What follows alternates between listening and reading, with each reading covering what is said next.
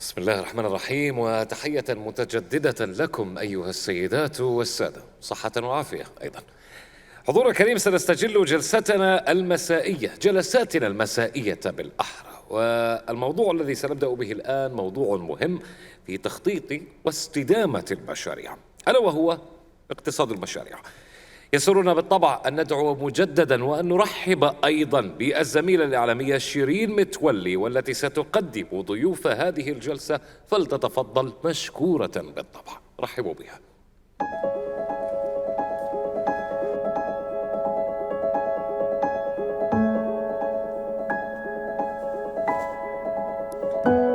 Assalamu alaikum, ahlan wa marhaba bikum. It's nice to be back for this next panel.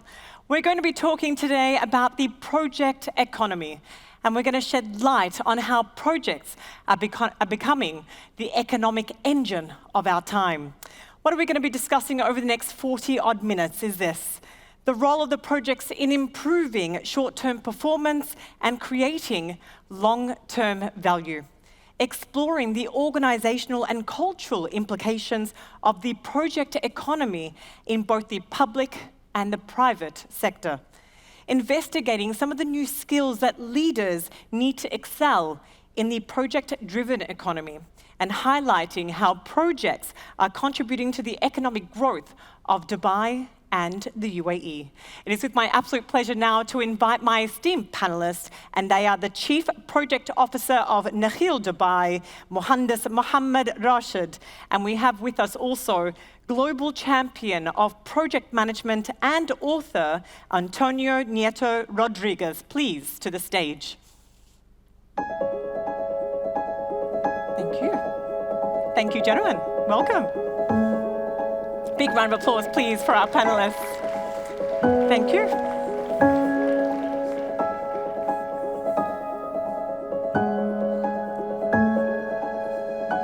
Okay.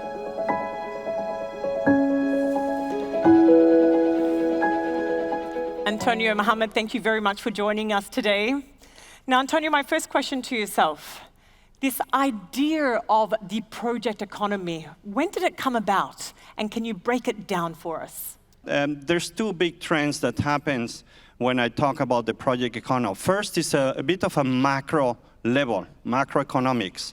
And that's what you see, for example, here. It's big investments, big investments, which create thousands of projects, right? That you need to implement, and you need resources, you need capabilities, you need planning, you need structures, and that's what happens in Europe, for example, after the pandemic. Billions, trillions of euros being pumped into the economy to recover from this crisis. So that's the macro level. We'll see more projects in the next decade than ever before. Macro. The other very interesting point of view is the micro. So micro is what happens in organization. What is happening in large organizations, not really only project-driven, but also the ones that produce things and they have to change. So the introduction of artificial intelligence, the introduction of robots, in any business you have two dimensions. One is the operations, your capacity to run your organization. And then you have the other part, which is the change. We still need to change. Companies change faster than ever. We have another, okay. So that part, when you look at what's happened with new technologies, robots, artificial intelligence are taking over operations, right? I work with some senior leaders. They tell me the operations of my company should be fully automated. I don't want any people working in operations. Why would you? If you have artificial, we need people to work there for change, innovation, transformation. So what happens is that the operational activities in organization are massively being automated through artificial intelligence and robots. So about 80%, 90% of the resources in many organizations, banks, retailers, are doing project work. Maybe they don't call it project work all the time. They talk about innovation, change, agile. That's great, but the future of work has shifted dramatically. And the last point, Shireen, I think I've been asked a few times about the future of work. And there's a big debate in the media about whether you work remotely from home or you work in the office, and I think that's a bit superficial. We know how to work virtually. The true future of work, the true disruption is that the work is moving from hierarchical work, stable work, operational work, to projects. And I think that's so exciting. For us that we love projects, it's very exciting. For the majority of people in organization, it's scary. They're not used to work in a project that finishes in 9 months and then, what happened to me? Where is my next job? It's scary. For a big part of our colleagues, it's very scary. So that's where HR has to be playing a big role, and leaders as well. And I'm very impressed with the discussion I had with Mohammed, because he just got it incredible, amazingly, that vision that I always try to get from leaders. So that's how we're setting a bit the scene. It's very exciting. We'll see more projects in the next decade than ever before.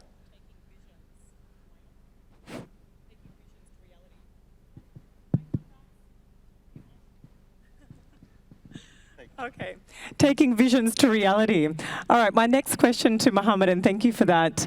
Mohammed, I was actually researching, getting ready for this particular session.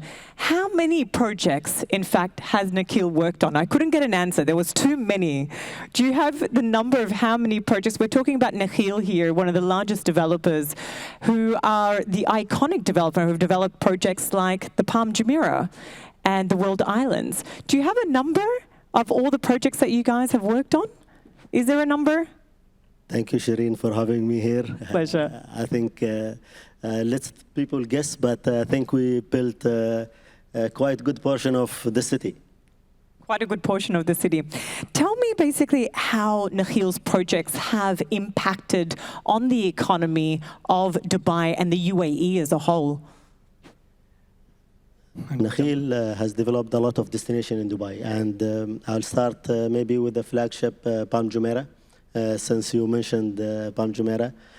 Palm Jumeirah had almost 13% of the total hotel room in five-star hotel room in Dubai, and that's only in one destination that we built. 40% of Dubai tourists visit Palm Jumeirah at least once when they come here. These are just showing you the economy and the scale of these projects and the impact of these projects on the economy of the city and the country overall. Recently, we announced the master plan of Dubai Islands. This new project, we envisage to have more than 80 resorts that will be added to Dubai, 20 kilometers of new beaches that will be blue flagged certified beaches in line with Dubai Strategic Urban Plan 2040.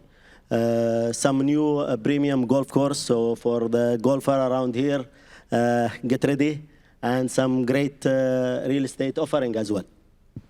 Thank you for the update. Now, Antonio, can you tell us a little bit more about how projects can impact short-term performance and also impact on long-term growth? Sure, and maybe building up on your question before is how many projects do you have? Yeah. I don't know how many Nasir has, and I'm sure he knows, but one of the, I'm regularly being asked by senior leaders and discussing with big companies, international, and one of the most frequent questions I ask is, they ask me is, listen, Antonio, we know how many products we sell, we know how many employees we have, but we don't know how many projects we have. So this is a bit of a challenge that organizations are facing. Unless you take projects seriously, there's been an exponential growth. And there's a human aspect that also makes things a bit more challenging, is we love to start projects, but we are not good at finishing them, right? So this is a bit of a challenge that I see in organizations. You can always ask, how many projects do you launch in average? They say, we launch a new project every 2 weeks. And then I ask, how much takes you to close a project? Say, we close projects in 6 months. If you launch a project every 2 weeks, but you close them every 6 months, you have a big problem, right? That is exponential growth of projects. So I think what I've seen here is really a good mastering of where are the projects, how many do we want? Because these are resources that if you don't manage them, you're wasting them. So that's a bit back to your question on the short-term benefits. I think on the time, short-term, long-term, things have changed dramatically, right? I think in the past, you could have a project that lasted maybe 10 years, and then finally you open it, and big celebration. Today, there's no company that can wait 10 years to launch anything. Projects have to be delivered much faster, right? So that's an extra, I call this modern project management, where the focus is on delivering short-term results faster. Focus on the benefits, on the impact, on the value. We saw, I think, an amazing example of what is possible when we all had the first hits of the pandemic with the COVID. If you know a bit about development of vaccines, that's a project that takes between 10 and 12 years. 10, 12 years. And they say, and if you would say we can do it in 7, people will say you're crazy. It's impossible. We better go to the moon easier than making a project in 7 years. And they did it in 10 months.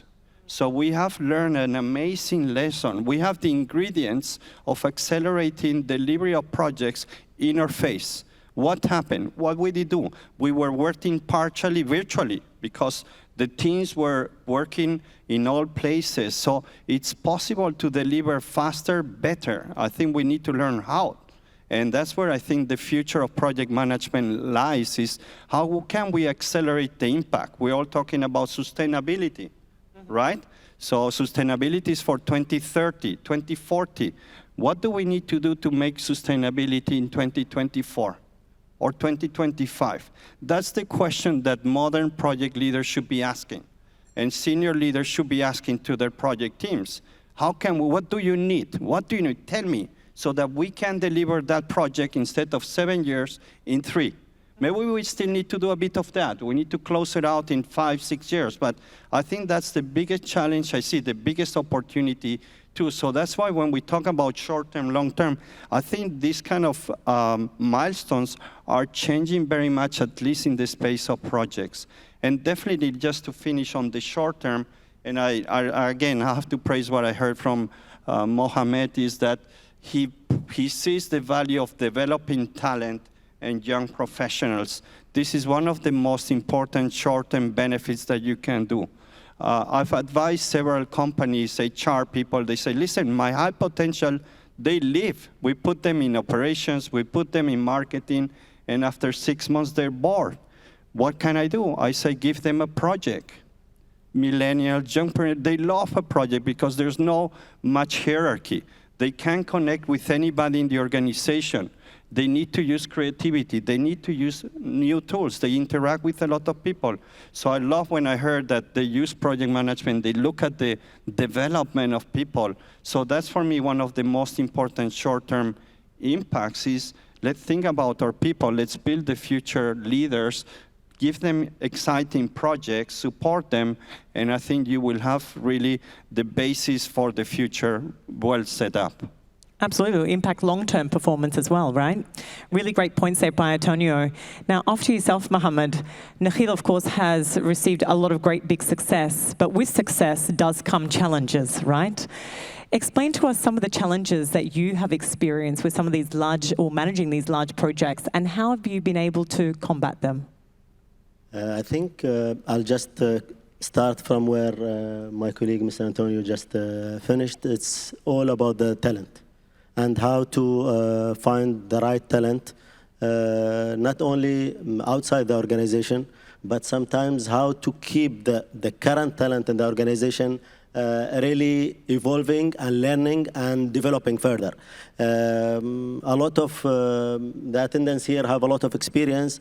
If you just decide that you want to learn while you are on the job and think you are senior enough or you have enough experience, in 2, 3, 4 years you will be outdated, like the iPhone. Unless you keep updating and learning and moving and evolving around yourself as a talent, you will not be able to adapt all of the technology coming on. We've heard a lot of session about, ChatGPT and other artificial intelligence. Those are tools to expand your reach, to expand your capability, and make you achieve much more than what you can achieve now. I was just chatting earlier with Mr. Antonio here about Human beings used to travel walking in the past, and that takes certain time.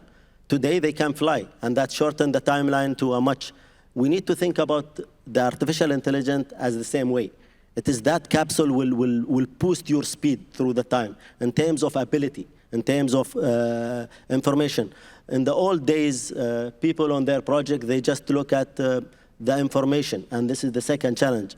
Information in the past used to be report that much, and you need to find the time to read it. Nowadays, with the technology, those information and the way that information or communication goes through teams using the technology became so precise.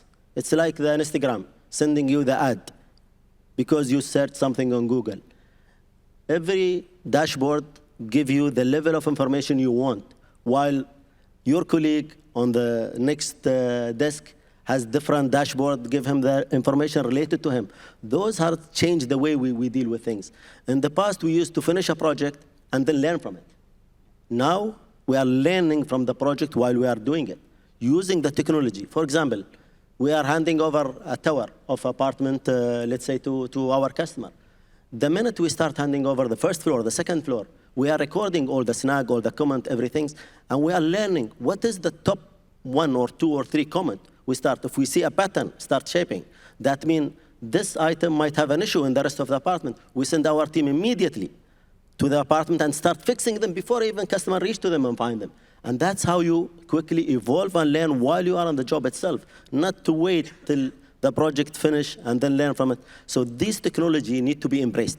And we need to be ready not to fear this technology, but we need to use this technology in expanding our capability, in expanding our ability to deliver a better job, a better product to our customer. And again, the third point, I think, which is the most important things in what we do, is to focus on our customer and deliver the product that they need and just give them a peace of mind and a happy community in the end of the day. Amazing. Some really great points there. Antonio, you've got something to add? Yeah, no, I love that vision from Mr. Mohamed about the AI and robots is a tool to make us better. It's not replacing. It's taking part of our more less added value work to help us to focus on what creates more value. So I'm about to publish an article in HBR about this. It's an advantage. We need to embrace technology. And I have to say that in the world of project management, we've been afraid of looking at artificial intelligence. We've been reluctant to talk about that as opposed to other industries where they have embraced artificial intelligence to the full extent. So I think if you look a bit funny on the evolution of project management in the use of technology, I would say we're still in a paper maps. Remember the maps that we were using with the cars to go? We don't even have the GPS yet. Right, so what Mr. Mohamed is talking about is the GPS to anticipate, to show us the path and make some decisions for us that we don't need to be involved all the time. And I think the future of project management, if we compare to cars, maybe self-driving cars. That doesn't mean that you don't need the car. That doesn't mean that you need the humans. But I think we need to be a bit more courageous in embracing technology and artificial intelligence. From what we're hearing here is embrace it as a tool. That will help you to focus on your customers better. It will help you to develop talent better, deliver value faster. So I think that has been an excellent comment here. Just wanted to build a bit. Some really great points there, of course, in terms of utilizing basically artificial intelligence and other resources. My question to you next is, what are the organizational and cultural implications, right, on the project economy, both on the public and the private sector? Well, that's a very complex question, Sharon. You put me here in a difficult situation. I'll try my best. I think there's companies which are project-driven. No doubt, here we can see one of the best examples. They know what they need to do. They know how to do it. They know how to deliver. They know how to create sustainable value for a city, right? And in a region, in a country. The Palm, it's an example that has been talked everywhere. I teach in several MBAs, Every year you have people who are doing Burj Khalifa or the Palm as amazing projects, best in class. So I think you have the exceptions where it's very project-driven.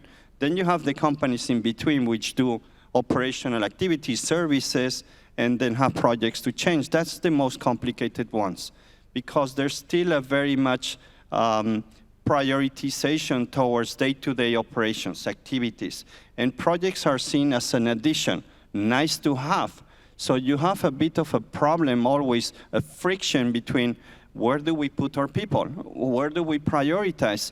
These companies tend to have thousands of projects. I know I'm working with a huge, one of the most important companies in fashion world, and they told me we have 1,200 strategic initiatives. How can you have 1,200 strategic initiatives? Which one is more important? I say, we don't know, they're all important. How can you communicate like that to your organization? They completely get lost. So I think it's important, the culture, like you mentioned, Jenny, it's important that leaders understand that they have to drive this change, that they have to embrace the challenge and the uncertainty, because it's very comfortable to work on the day-to-day. We can manage that, it's visible, you get results very quickly, but I'm not talking about leadership here. The leaders I see in the Western world, they are very much afraid. They are not, every survey I do, when you look at how can we improve project implementation, one of the gaps is the sponsorship. So senior leaders playing the role to facilitate project managers to develop and implement the project. So I think there's a big opportunity, big challenge to train senior leaders also to embrace this new world where we need different skills. It's less maybe about micromanaging. It's more about empowering the teams and working. Changing the mindset, right? Mindset, exactly. Yep. I think the mindset, trusting your teams that they can develop their own things is so important. One of the most important skills that senior leaders need to learn is prioritization. Your teams want the leadership to tell them, these are the 3 priorities for us. This is where you need to focus. And you cannot imagine how difficult it is. It's difficult to making choices.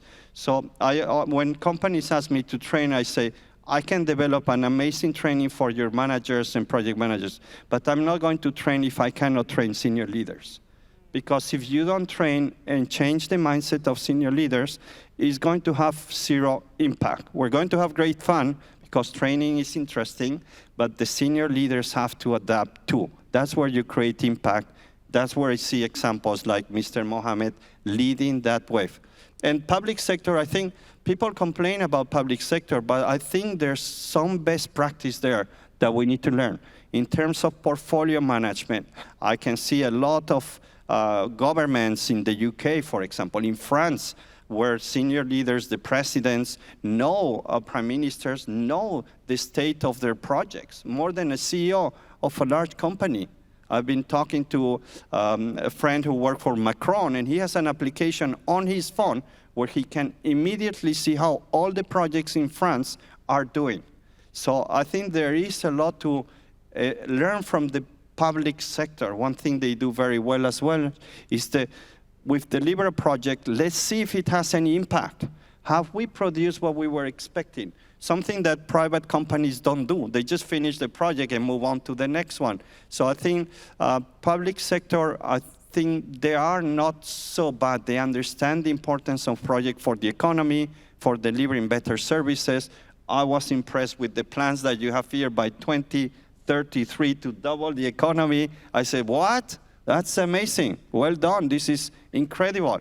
So yes, public sector is sometimes a leader role that I want to learn from, we need to learn from.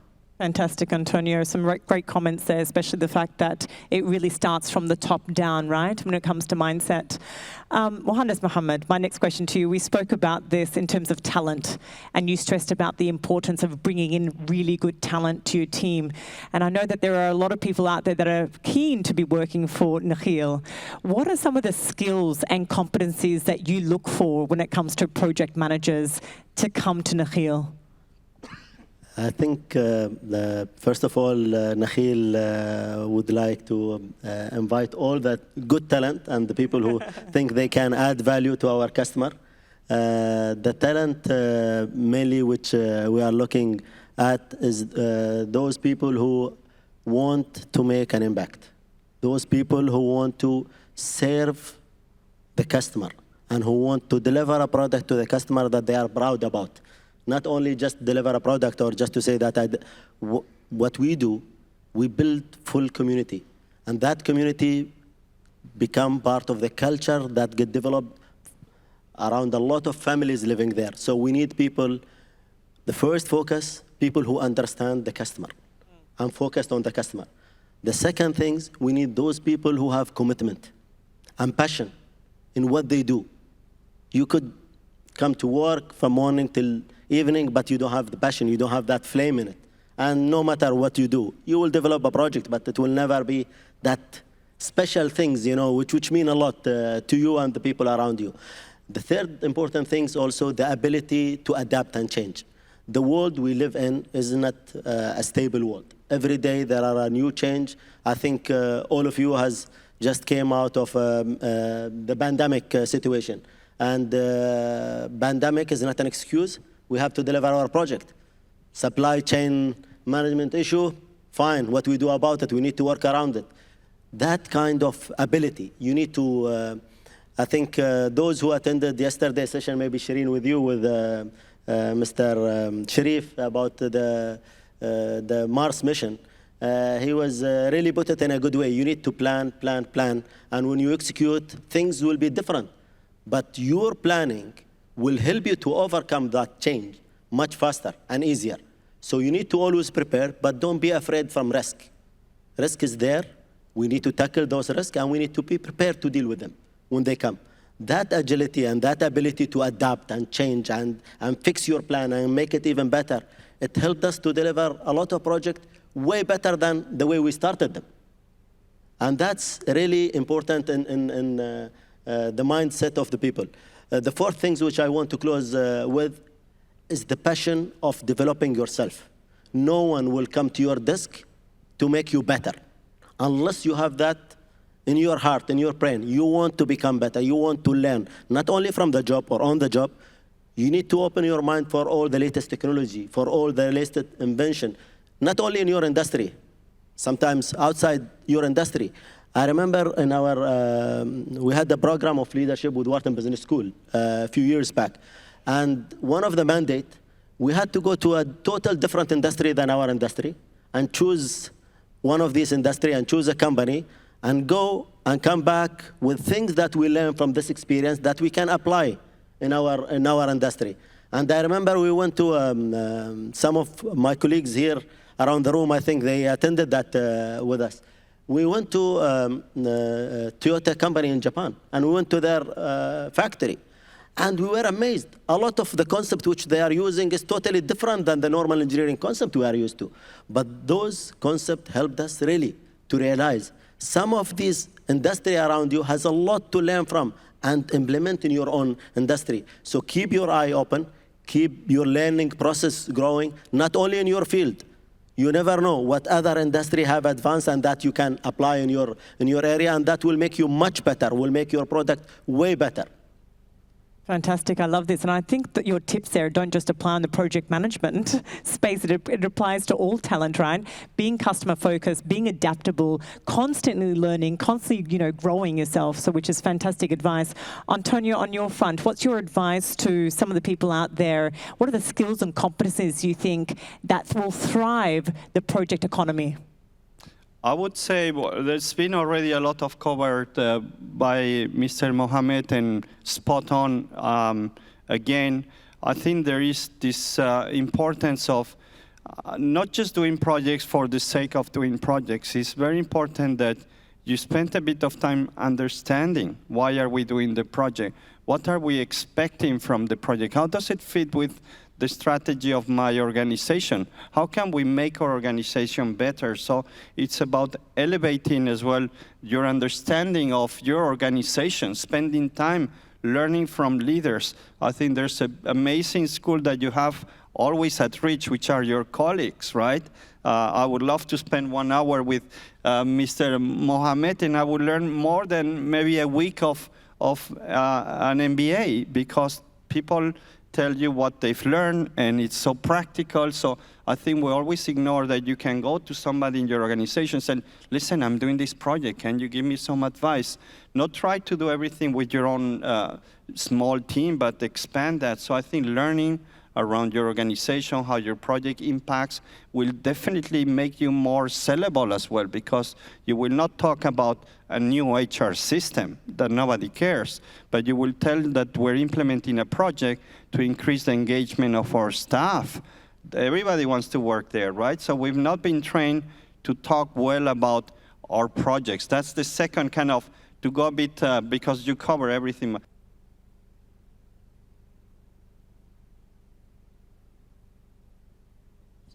One thing that I think very important for our world is to understand that not everybody understands project management, or we tend to be very technical engineer. We love to talk about work breakdown structure and triple constraints that nobody understands. So I think learning the language of your stakeholders, learning the language of your senior leaders, learning the language of your organization will make you better.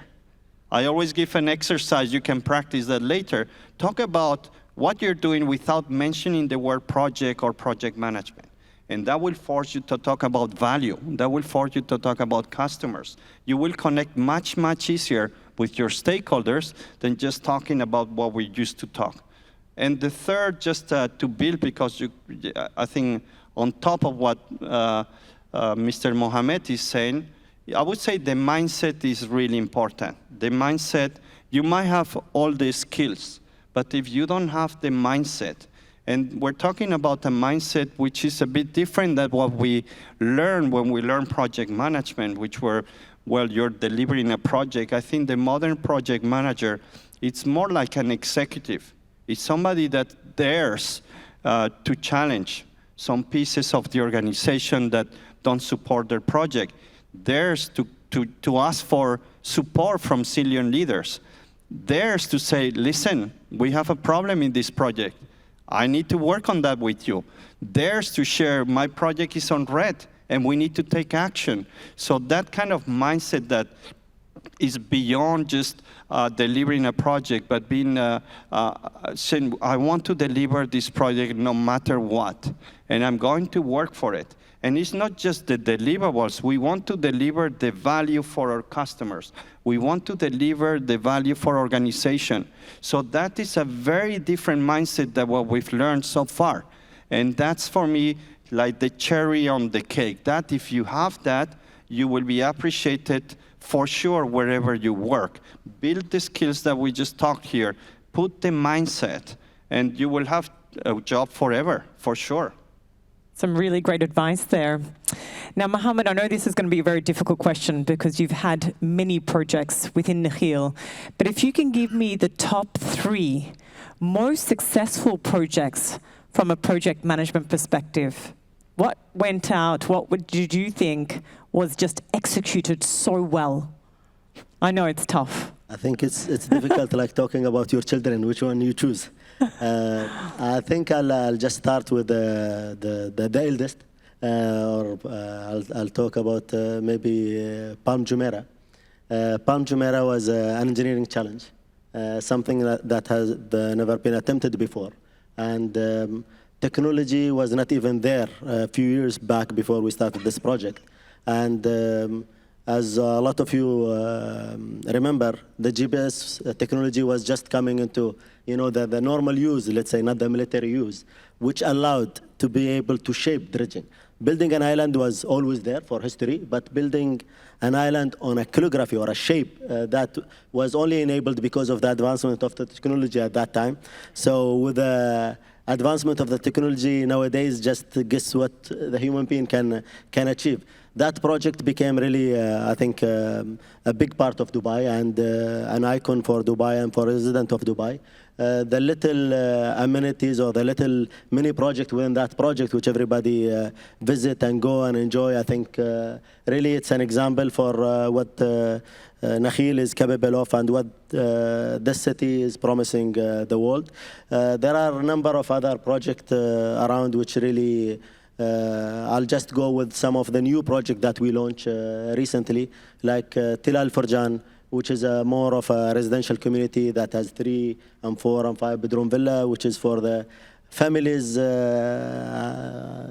who want a beautiful house to enjoy and a little park to send their kids to kick a ball there.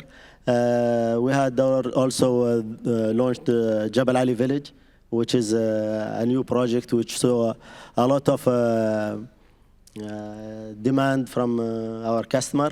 Recently, we launched Palm Gateway Towers or Palm Beach Towers, and I think those are some of our new projects in addition to what I just mentioned in Dubai Island.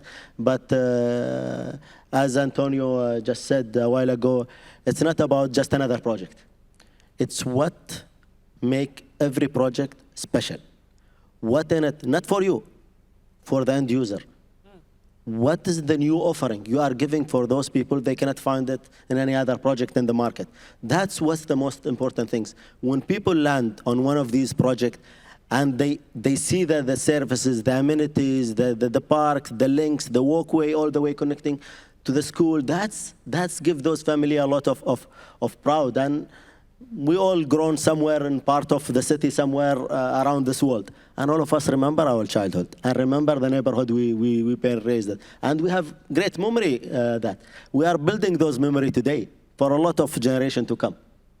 It's probably the reason why I had a full-only intention to be in Dubai for 1 year. I'm now here for 10 years because I can't leave the palm. So well done. Antonio, I'd love to hear from you as well. You've worked on various different projects before. You've analysed and assessed various different case studies. What would be, give me some 3 examples or so of projects that you've seen that have just been done, executed really well, and why?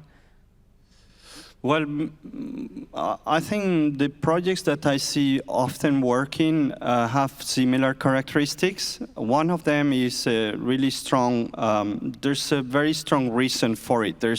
I call it the why of the projects, the purpose of your project. So when you have really a clear purpose, and we just hear about this, the people are so engaged. And I always say there's a small test that I do is, do the people in your project talk about your project at home? Are they proud to say to their friends and family and their kids, listen, Papa is working on this project? That's when you got it. That's when you have already that engagement. Are you making that? So very, very important, that kind of purpose. It's not just the project. It's not just Palmyra. It's just creating something unique that makes everybody proud. I think that's really one of the key success drivers in the projects I see. The other thing is recognition. And I think you mentioned that as well, is you don't do lessons learned at the end of a project of 2 years. Who cares? No, it's about making people recognize of their work. Hey, good work. Nice, and we're proud of what you're doing here. Do that every week, every 2 weeks, so that people are recognized for their work. When you recognize people for their work, they work better. They really give it more. They will engage even more. So I think that recognition, that learning, appreciating, risk-taking, like we were talking, projects are unique, so there's always a need of risk. If you penalize risk, if you don't allow that psychological safety that we talked today, it's so important. So having that kind of recognition, psychological safety, where people have a role to play. I'm a big fan of football, Real Madrid. I know maybe not the best team now, but anyway, in a football team, in any team, players have their position. No, everybody has a role to play. You will not put Ronaldo to be the goalkeeper. That would be a big mistake. So knowing where people play, recognizing for their talents. Their strengths, right? Strengths, exactly. Yeah. That's where I think makes a good leader. The leader knows where to place the people so that they can perform the best. So I would highlight, I think that's the 2 most important. There's a lot of more, but I just want to leave it there. That purpose that is clear, people are proud, and also recognition to the team that they're really working really hard in a project that means a lot to them. Ladies and gentlemen, that's some amazing points there. Can I get a big round of applause, please, for our panelist, Antonio, Global Champion of Project Management, and we have Mohammed from Nakheel. Thank you, gentlemen, very much for your time. This has been such an informative session. Thank you very much for listening, and stay tuned for more. Thank you.